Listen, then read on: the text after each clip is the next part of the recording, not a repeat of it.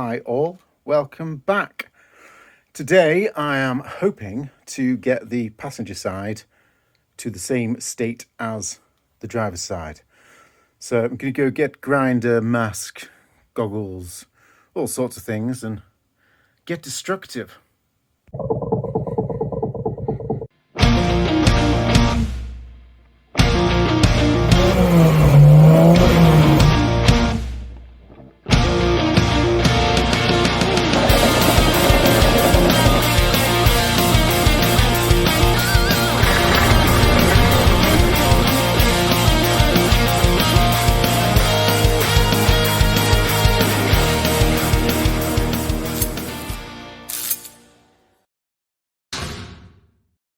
First thing I need to do is nick off this corner with the grinder. This is all filler, by the way. I'm also going to bare metal, get rid of this. This is underseal or whatever it's called, seam sealer. I'm going to bare metal this area as well because what I'm hoping, if you look at the repair panel, so far I've left this bit on the other side. I left that bit on the car because trying to separate that bit from the car is a pain in the ass. Once it gets to here, it's hollow underneath, so it kind of makes more sense if I can to keep that bit on the car, and like I have on the other side, then just work from that point and then sort of along here it'll be there again, up there along the V, and we don't need to go up the pillar this time.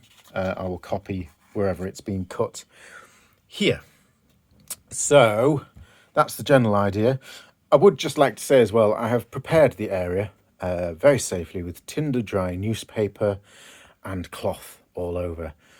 So yeah, I'm not an idiot. I have got a bottle of water here, and when I start grinding and sparks are flying everywhere, I do just gently dampen things. I also go very steady, doing little cuts at a time, letting the metal cool down, then cutting again, not just kind of getting it all glowing red. That's just asking for trouble. Just thought I'd point that out. So yeah, let's go get some tools and get on in here. It is hot here in the UK right now, I'm not going to lie. I mean, not hot by most country standards, it's only 25 degrees or something, but I think it rarely gets over 10 here in summer. It's, I'm struggling. I'm sweating a lot. Right, sort of cleaned up pointlessly because I'm about to make a load of mess, but it's just how I like to work. Let's get this corner nicked off and see what's going on under here.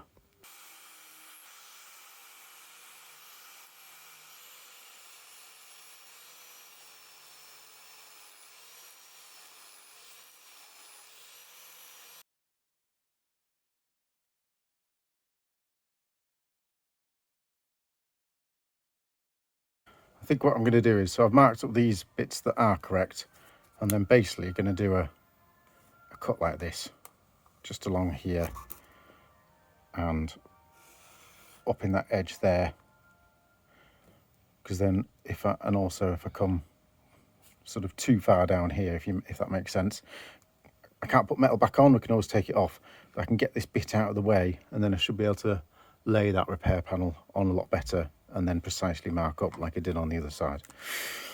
That's my plan anyway.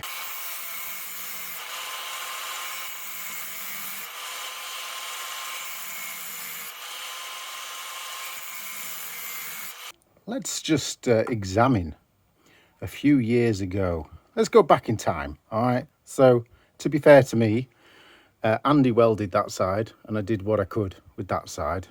Obviously, made a fuck up by blending the wing into the scuttle, but that was a cosmetic thing. That was actually just a bad choice. Wasn't a lack of skill or anything. It was just me choosing to do something. This side, Andy couldn't come back to weld, so I got impatient waiting, and also this side was worse. So up until about here, this is all metal.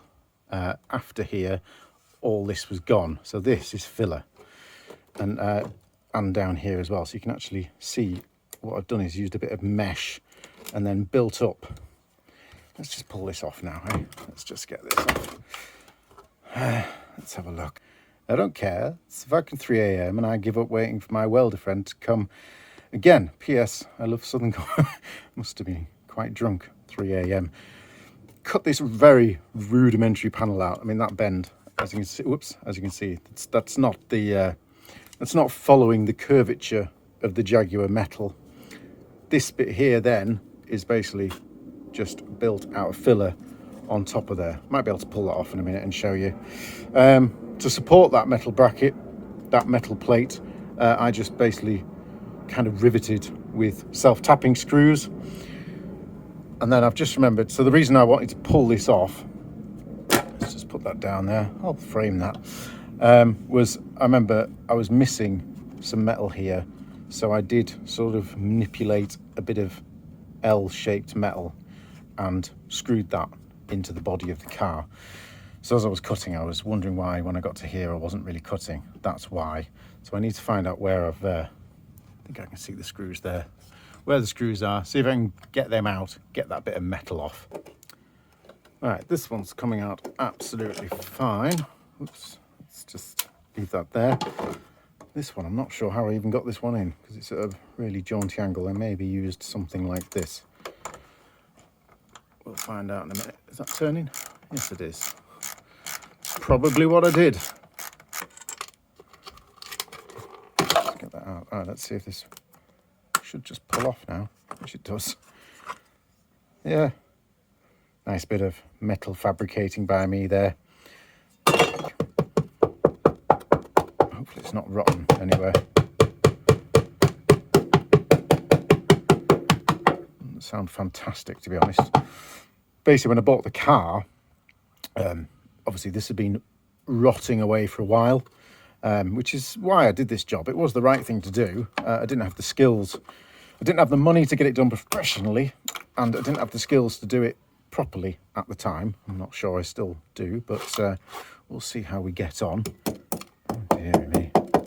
But yes, because it had been sat wet for so long, it had started rotting. And what will happen if you don't do this job is this will rot, then water will go through into all your electrics and wreak havoc. So it did need doing. I just need to check. We'll get that back to bare metal as best we can, and hopefully we'll be all right and not need to cut any of this out.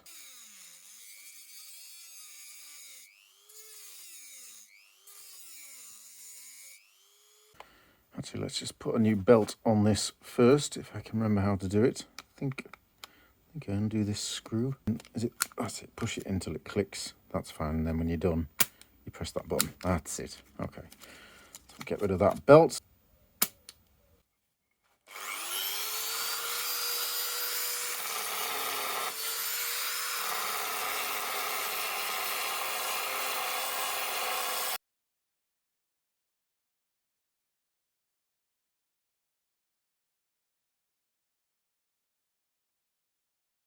That's looking a lot better.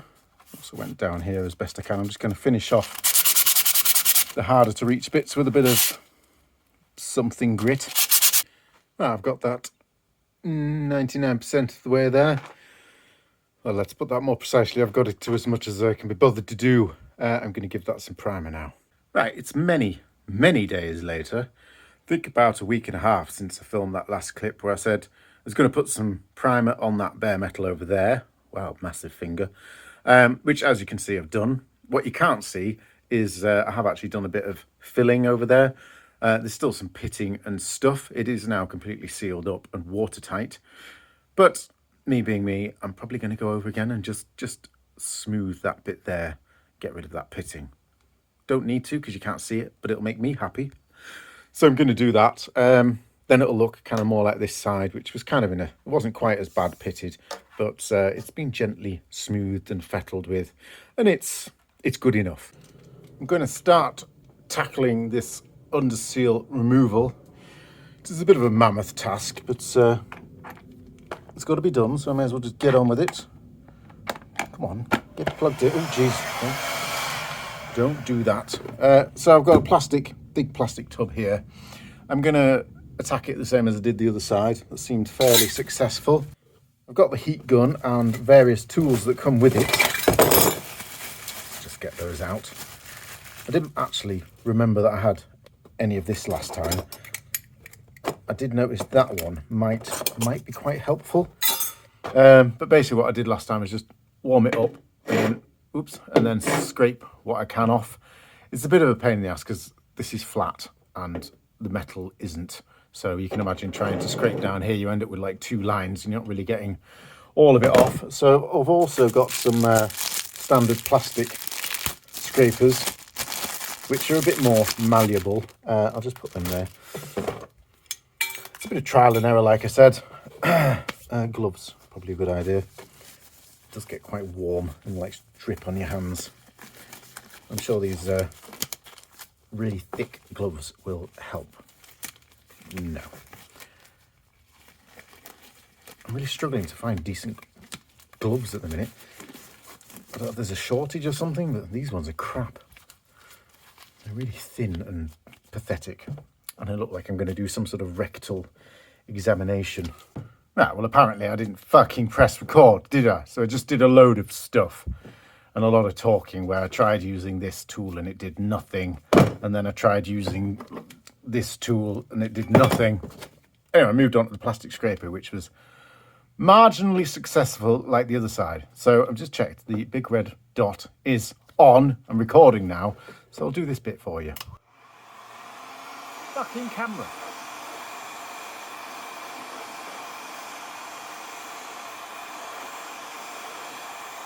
What I do is basically warm an area up and then just scrape that top layer off. Still quite a lot left on the car, but as I said when I wasn't recording apparently, now once that cools off, doing that with the wire brush is kind of acceptable. Still makes a hilarious mess, but if I went in with the wire brush in all this thick stuff, the mess is just unacceptable.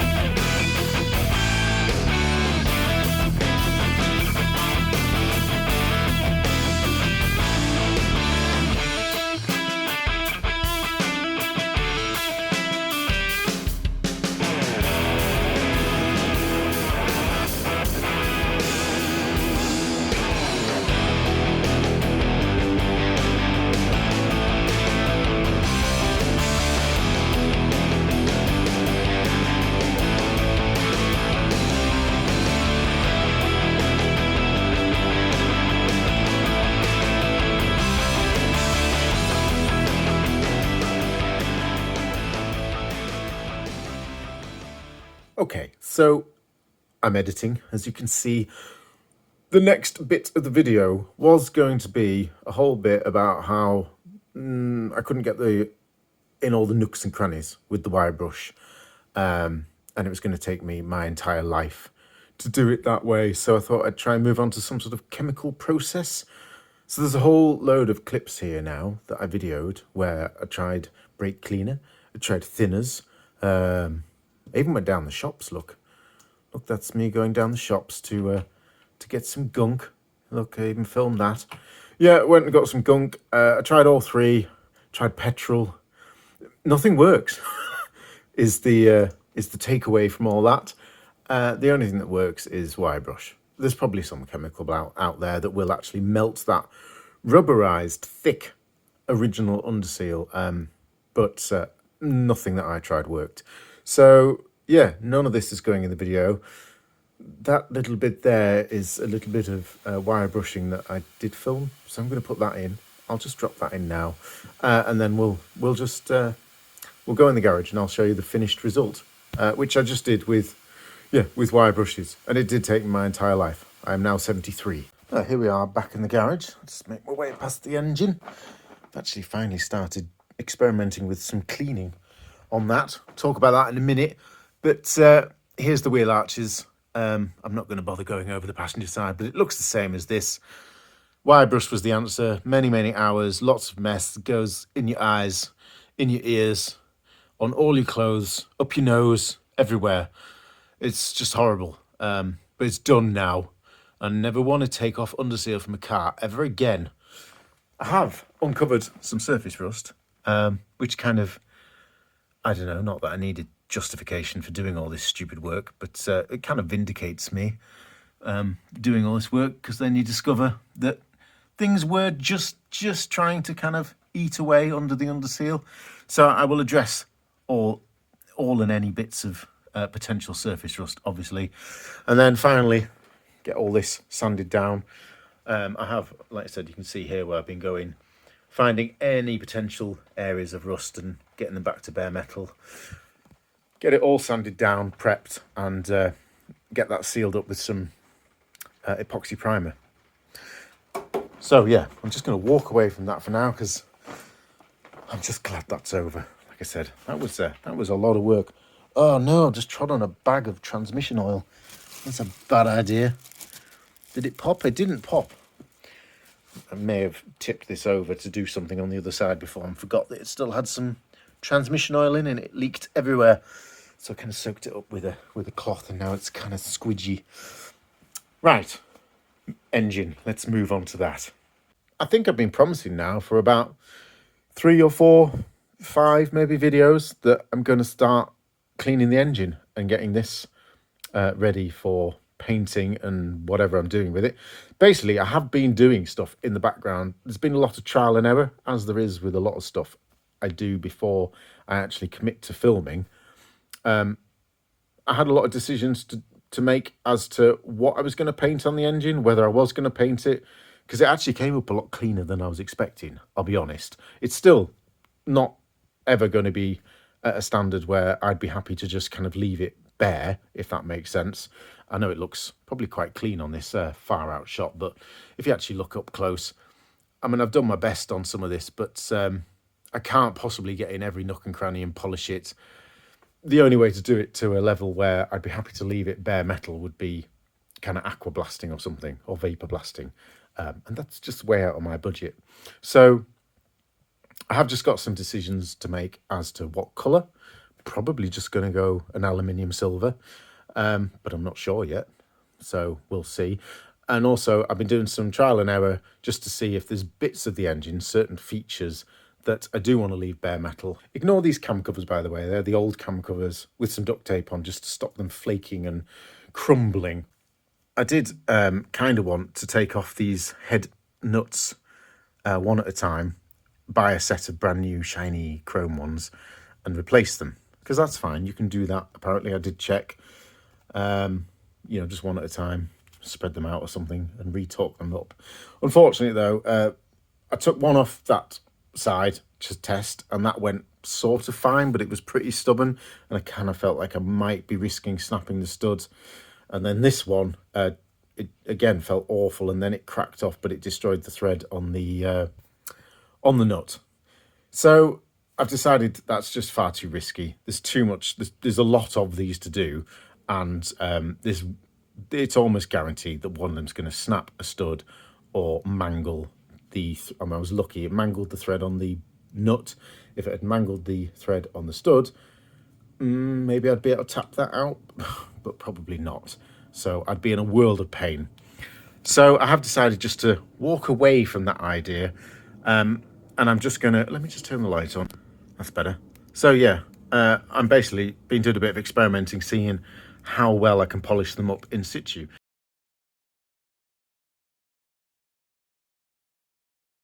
I think the answer is yes, you can polish them in situ, and the effect is acceptable. It's not amazing, but for the amount that you're actually going to see these head bolts, especially when really all you're really going to see is that at the top, I think that's pretty impressive. So I'm going to do that with the rest of them and then mask them up before painting. I'm also, if I paint, I know I haven't committed to that yet, but if I paint, I can mask them off. That's fairly simple. Mask them off. What was I on about? These here as well. I like these bolts. Don't know what they do. Probably something very important inside the engine. Hold on the crankshaft, maybe. Some main journals. I don't know. But they look nice with the copper washers. So again, mask them off. I'd like to keep those shiny and silver. Oh yeah, ignore this gearbox, by the way. This is a spare 4-litre one that I've got. While I'm on painting and polishing and aluminium restoring on the engine gearbox, I thought it'd be daft not to do this. So this is what it looks like when it's been cleaned, but before it's been kind of gone over and prepped for either polishing or painting. So you can see there's still, you know, bits of grubbiness and things that you can... That's kind of first layer cleaning process, if you like. This is like second stage clean. So every bit of corrosion's been taken off, and that's kind of ready now for priming. So that's the gearbox. Again, I could leave the gearbox kind of shiny like this, but it's not a finish. You know, if you actually look at it, it's not a sort of a nice aluminium finish. It's just a sort of prepped for something finish. And I'll do the same on this gearbox. Get it all tarted up, new hardware, paint the sump, everything beautiful. And then that's a fully working 4-litre gearbox that I can sell, which might pay for some stuff for this engine. That's the plan. So I'm still leaning towards painting the engine at the moment because I want, really, in my head, I've got a picture of how I want it to look, even though I know you can't really see the engine when it's in the car. Okay, I know this is all ridiculous, but it's my project. I mean, will the paint last forever? Probably not. Might be an absolute disaster. It might crack and fade and peel off and all sorts of things, and I'll have to take the engine out and start all over again. So be it. You know what I mean? If that's what happens, that's what happens. We live and learn. But that's what I'm leaning towards at the minute. But I haven't made my mind up completely.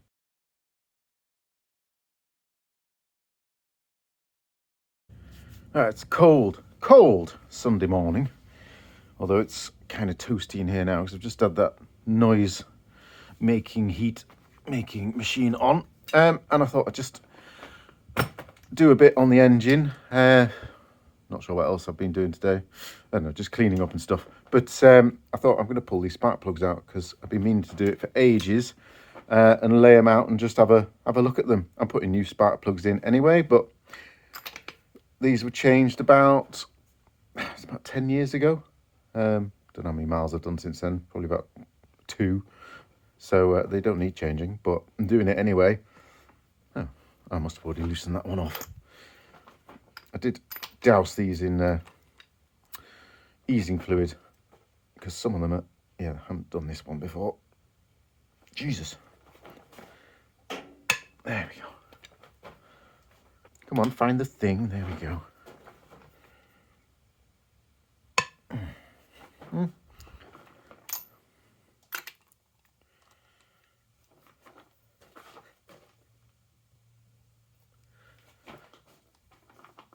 That one didn't do the sort of crack type thing, did it?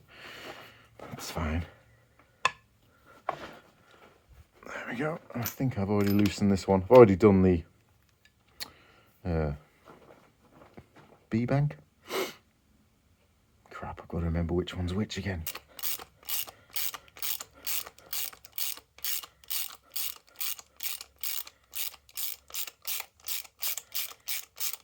Need a longer extension. That's going to take me forever.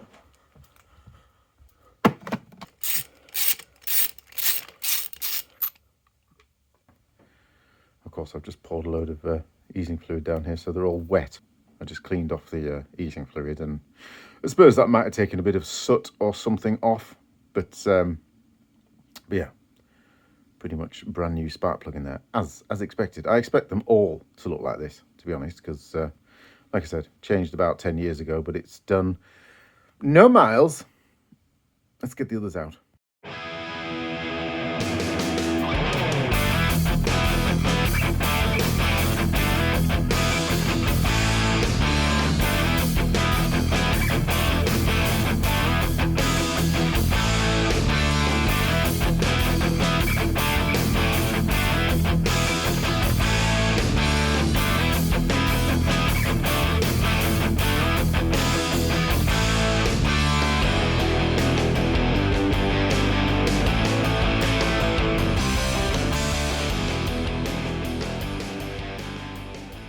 The only thing I did notice on, so this is B6 and it looks like brand new. I mean, that's perfectly good, but some of them have started corroding on the just where they fit in.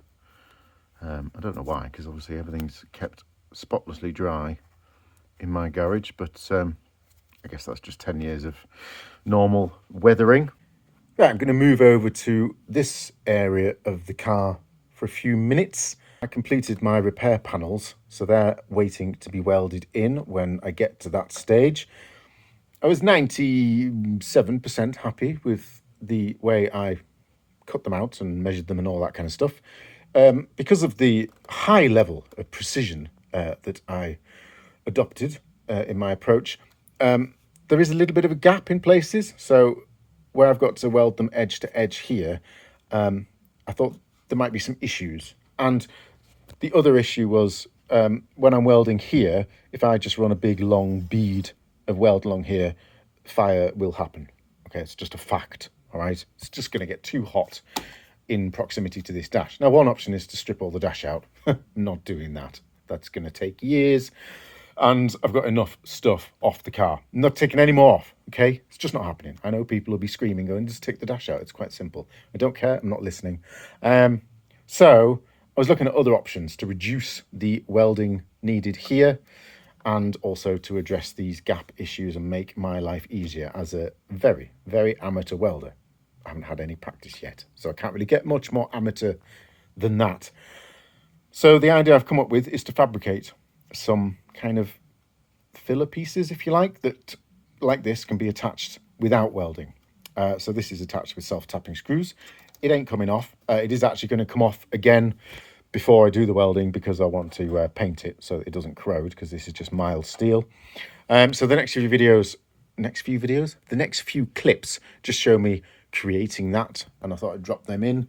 It basically then copies the aperture line round and gives me something I can drill holes through the repair piece and just spot weld it onto here. That's my plan. So I'm doing as minimal welding here as possible, and then I will tackle how to fill it later. I'm not quite sure. Maybe I'll be able to spot weld it a lot more times, spaced out, let the heat dissipate, take an afternoon about it. I don't know, or maybe find something else just to fill that channel with. You know what I mean? Yeah.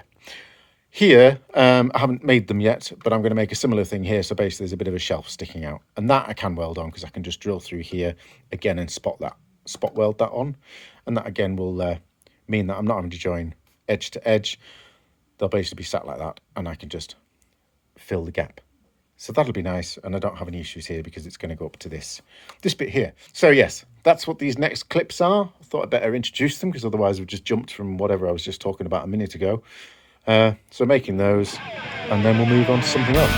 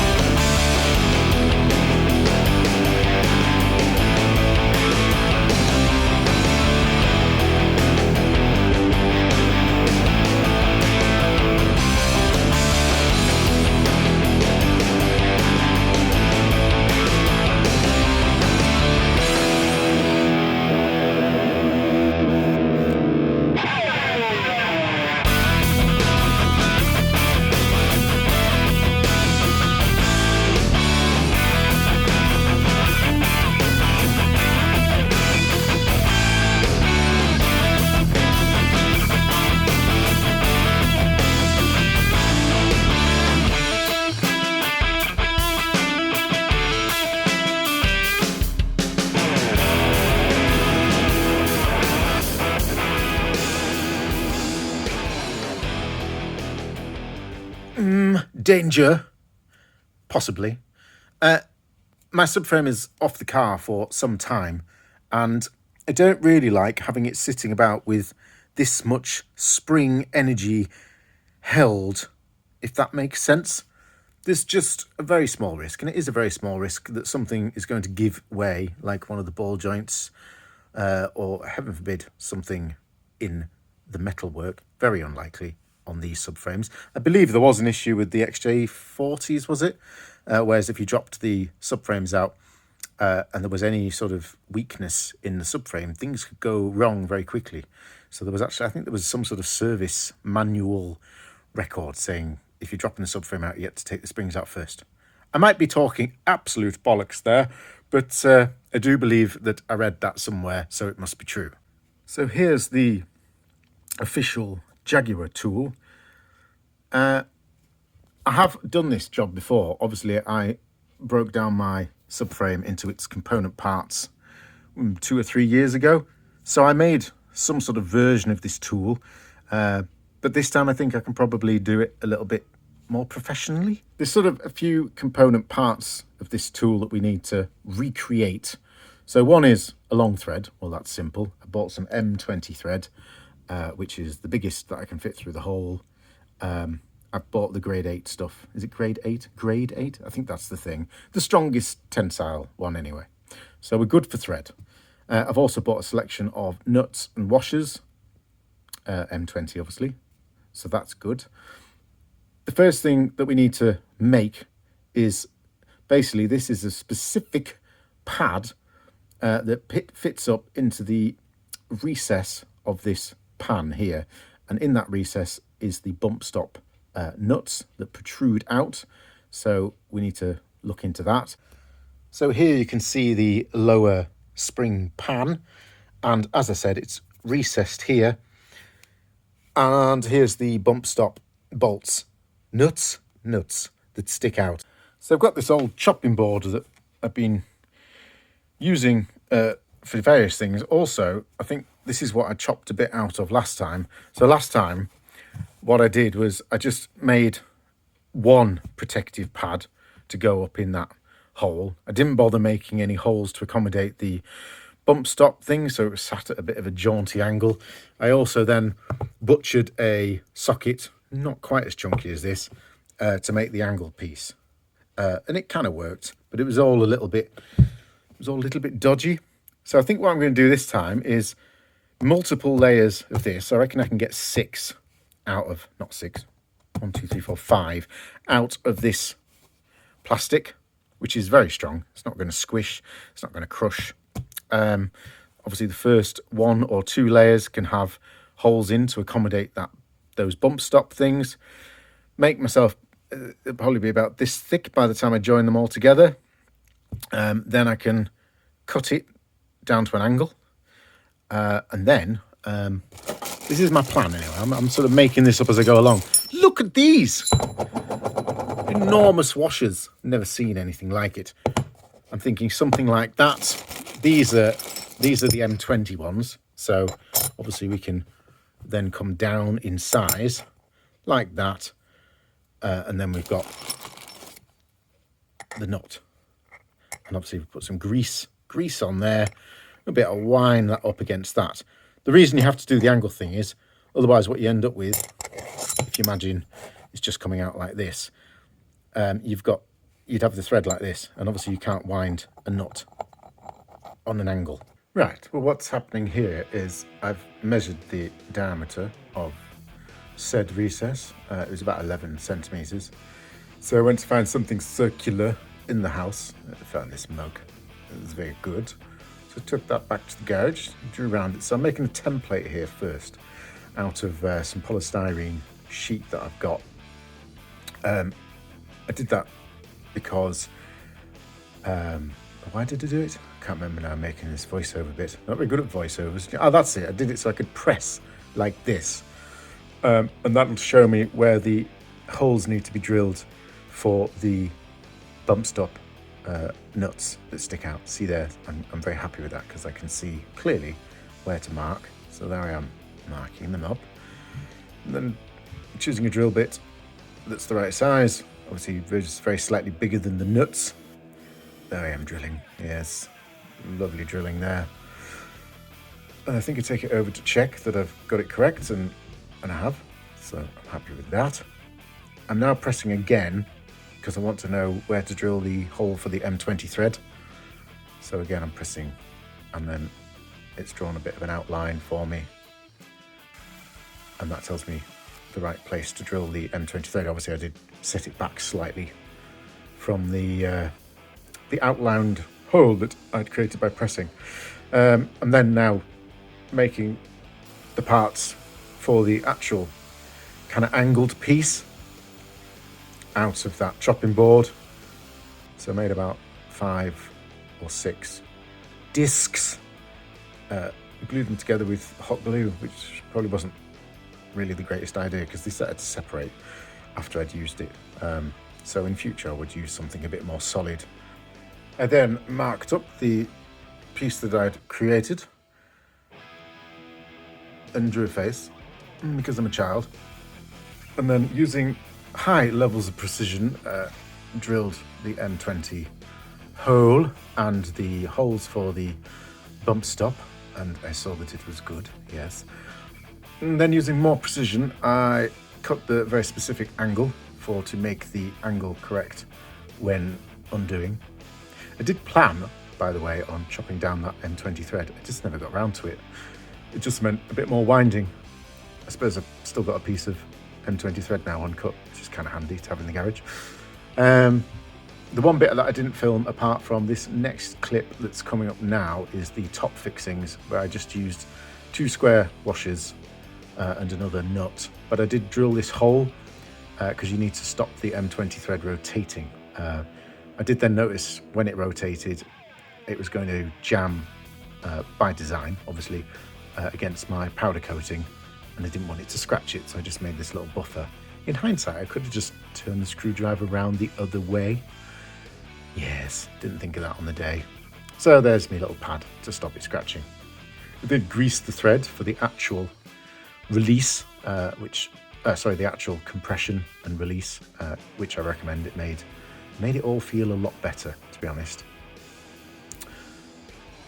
Then tightened it up until the bump stop had a decent gap so that I knew the spring was completely compressed.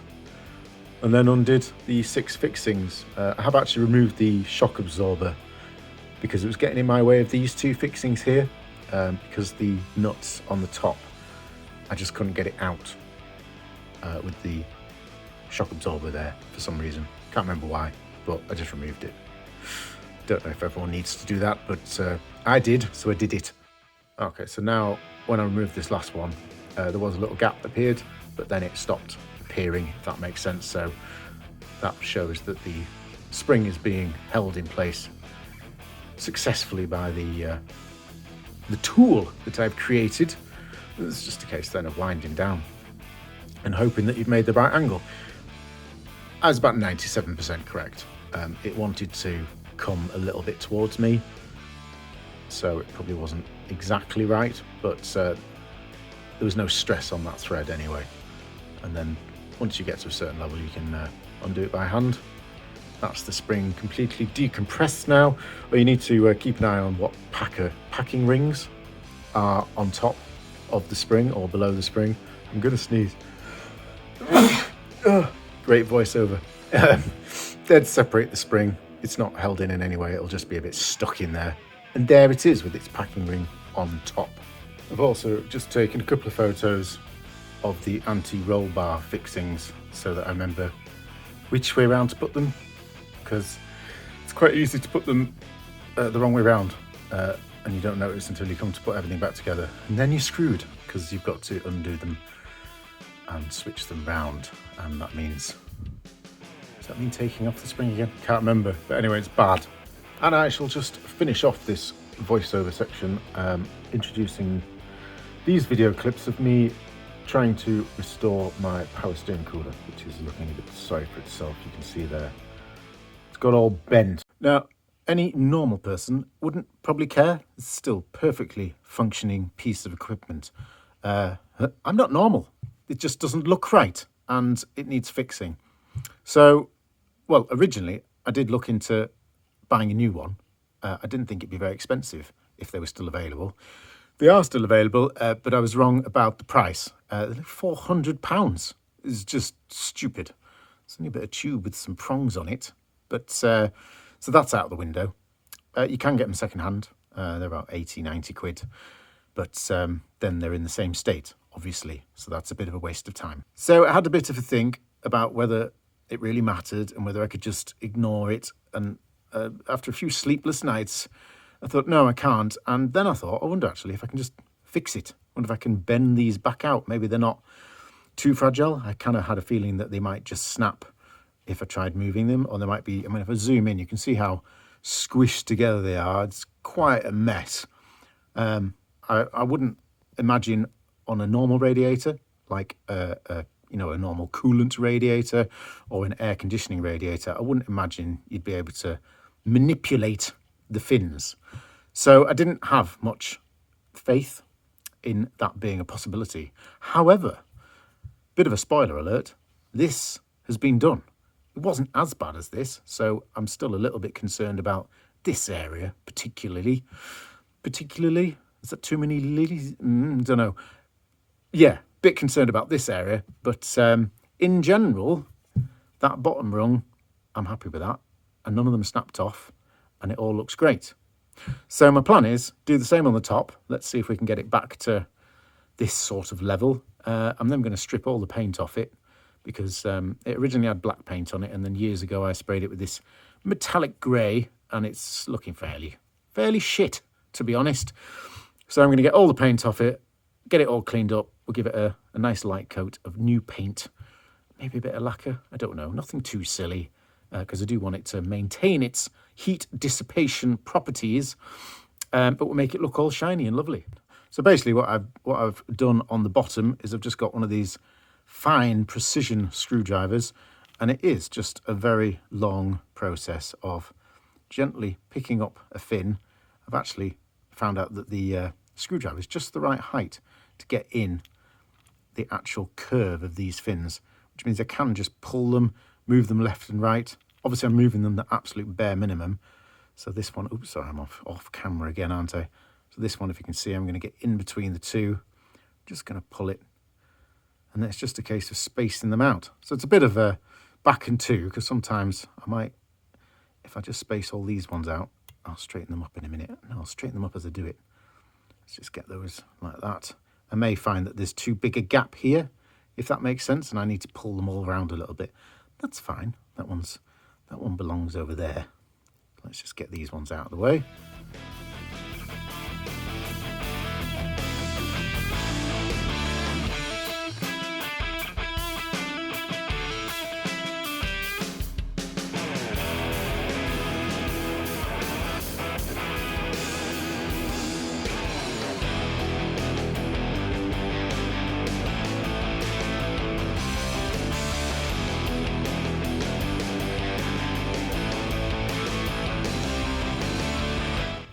Found a bit of archaeology here.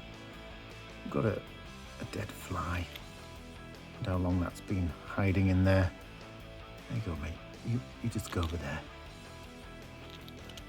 Oh, I've done about half of it so far. I've got the worst area just to do.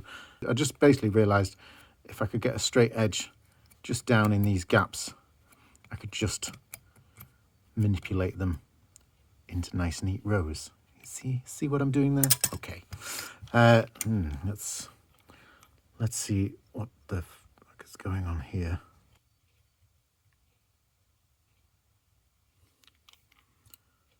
Well, I think there's a couple of finishing touches. The odd fin that's not quite separated from its next fin. I was going to say partner, but they're not partnered, are they? And maybe a couple of gaps that can just be tidied up. There's quite a lot of dirt and stuff in here. That'll get cleaned out in the next stage of the process, but success. So if your power steering cooler is all completely mashed up like that, do not despair.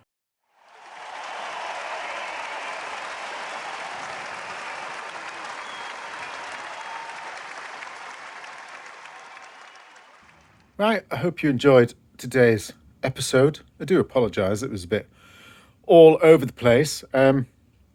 Nothing's been kind of completed because I ran out of money this month. I get paid tomorrow, so like that last bit about the power steering cooler, I can't finish it until I get paint, and I can't do anything on the car until I get primer. There's a whole list of things I need to buy, and as I'm doing this on a budget, the reality is I have to wait. So can't do anything else today. I'm going to wrap up this video there, and join me next time where hopefully I'll have some materials and I'll actually complete something. That'd be nice. See you then. Bye bye.